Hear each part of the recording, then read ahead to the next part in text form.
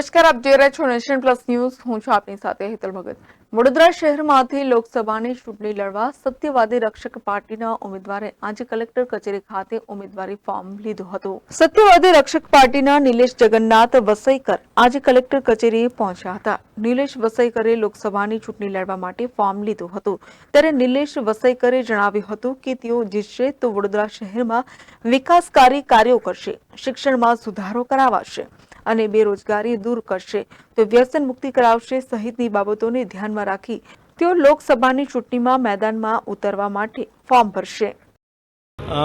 જે રીતે 30 વર્ષથી ભારતીય જનતા પાર્ટીનું શાસન રહેલું છે અને લોકોને ઉલ્લુ બનાવવાનું કામ કરેલું છે, વિશ્વાસઘાત કરવામાં આવેલો છે, તેના જ કારણે આ વખતે લોકસભા જે ઇલેક્શન છે, લોકસભા ઇલેક્શન હું પોતે ચૂંટણી લડી રહ્યો છું અને લોકોને જે વિશ્વાસઘાત થયો છે તેનાથી ઉપર ઉઠીને આજે વડોદરા સંસદ વિસ્તારની અંદર હું વિકાસલક્ષી જે કાર્યો છે એ કાર્યો થકી લોકોને એક વિશ્વાસ અપાવીશ.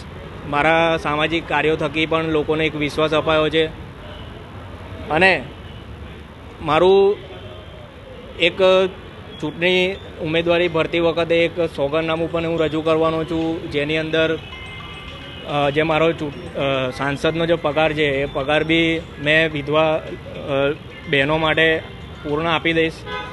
પ્લસ કે ગુજરાતની અંદર જે લીકર પોલિસી છે, લીકર પોલિસી હટી જાય તેના માટે સંસદની અંદર હું સ્પષ્ટ મતે રજૂઆત કરીશ કે ગુજરાતની અંદર જે લીકર પોલિસી છે, લીકર પોલિસી હટી જવી જોઈએ, દારૂબંધી હટી જવી જોઈએ, એવા મારા પ્રયત્નો રહેશે.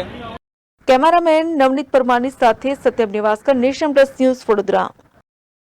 સમાચારોના સતત અપડેટ માટે નેશન પ્લસ ન્યૂઝના યુટ્યુબ ચેનલને સબસ્ક્રાઇબ કરો, બેલ આઇકન દબાવો અને ફોલો કરો ઇન્સ્ટાગ્રામ, ફેસબુક અને ટ્વિટર પર.